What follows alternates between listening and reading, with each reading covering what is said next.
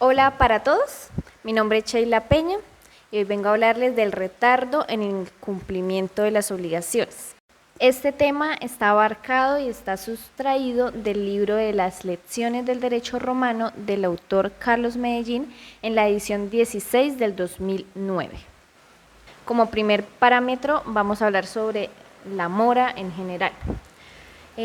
Fuera el caso que fuera de donde viniera la inejecución de la obligación por parte del deudor, podía suceder que éste retardara injustamente el cumplimiento de la obligación exigible, a pesar de que fuera requerido por el acreedor. Se decía entonces que el deudor incurría en mora de pagar o de cumplir con la obligación. De la misma manera, podía suceder en el terreno de los hechos que el acreedor impidiera injustamente el cumplimiento de la obligación por parte del deudor, negándose a recibir el objeto de ella, cuando el deudor quería y podía satisfacerlo sin ningún problema. Se decía entonces que el acreedor incurría en mora de recibir. De allí que haya dos situaciones jurídicas distintas.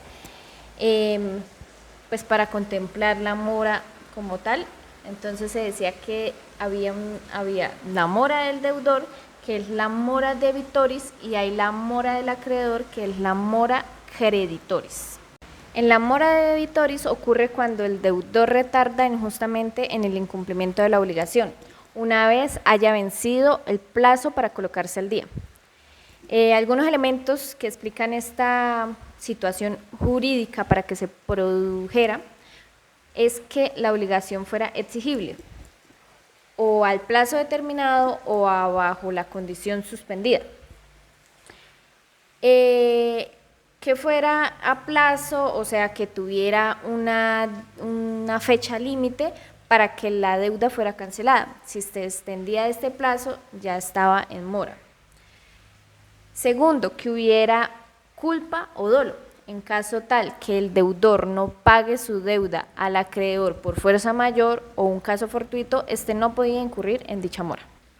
Que hubiera interpillatio, o sea, requerimiento, solamente a partir de ese requerimiento se producía la mora del deudor, aun cuando se hubiera vencido el plazo o se hubiera cumplido la condición suspensiva, siempre que se reunieran los otros dos elementos ya mencionados. Tan solo en dos casos no era necesaria la interpillatio del acreedor hacia el deudor.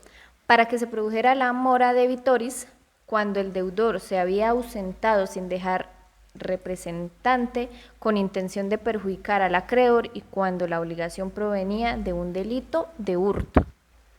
Por otro lado, vemos la diferencia o distinción jurídica a resaltar. Pues en estas hay dos situaciones las cuales no hay que confundir: la exigibilidad de la obligación y la mora del deudor. La exigibilidad de la obligación es la que posibilita y da la opción de pedir cumplimiento a ella, la opción jurídica de poder hacer este cumplimiento, este requerimiento. La mora es el estado en que se coloca el deudor. La exigibilidad de la obligación es el elemento esencial de la mora, pero no se confunde con ella. Una obligación podrá ser exigible y sin embargo no podrá hallarse el deudor en mora. Esto sucedía cuando había llegado el momento de cumplir la obligación, pues según hemos visto, la mora no se producía sino a partir de la interpillatio, el requerimiento, y para hacer dicha interpillatio era indispensable que la obligación fuera exigible. La interpillatio, el requerimiento del derecho romano, equivale a la reconvención judicial, que nuestro derecho civil exige en algunos casos para constituir el deudor en mora. Las consecuencias de la mora debitoris. En este caso se modifican los principios en la responsabilidad civil para que éste hiciera imposible el cumplimiento de la obligación por caso fortuito. Si el objeto de la obligación era una suma determinada de dinero, las consecuencias de la mora del deudor eran distintas.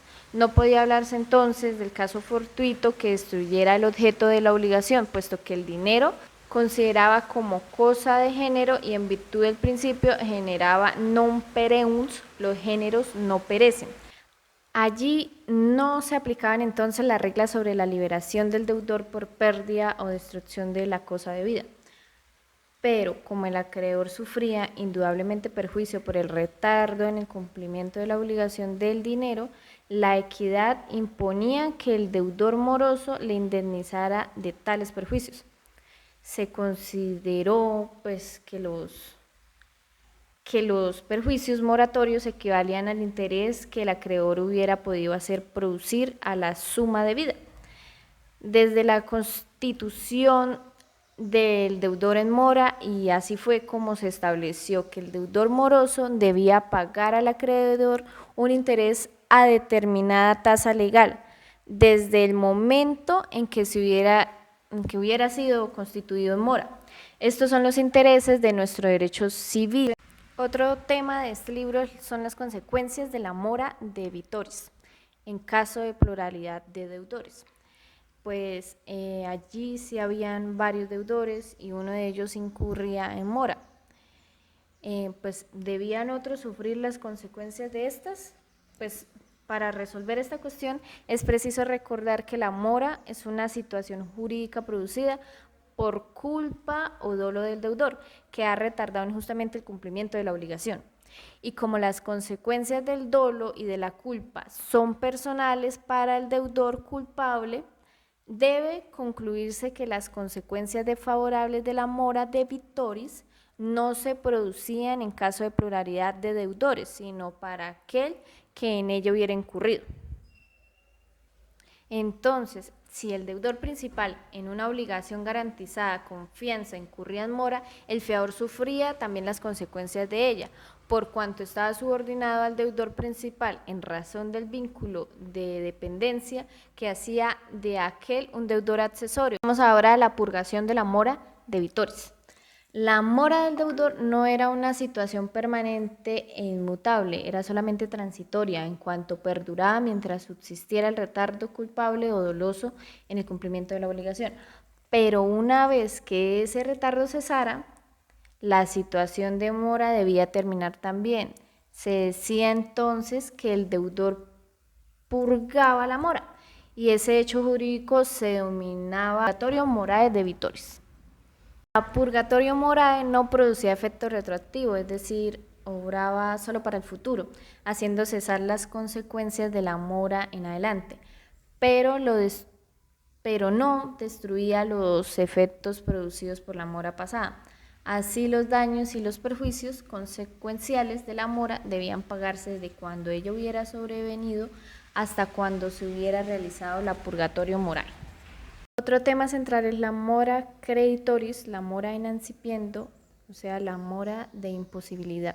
La mora creditoris, mora de imposibilidad, debía resultar solo del dolo o de la culpa del acreedor. No podía producirse por caso fortuito ni por fuerza mayor que hubiera impedido al acreedor aceptar el pago válido ofrecido pues, por el deudor.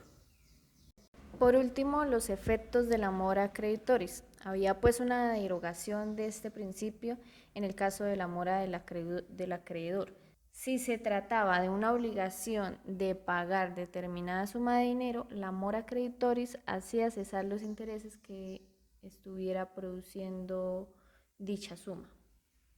Y ya por último, la purgación de la mora creditoris.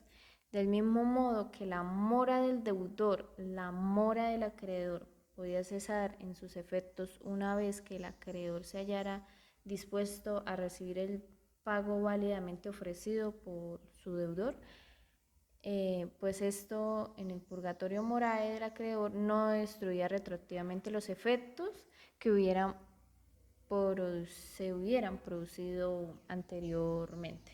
Muchas gracias a todos por escucharme. Nos vemos en el próximo video.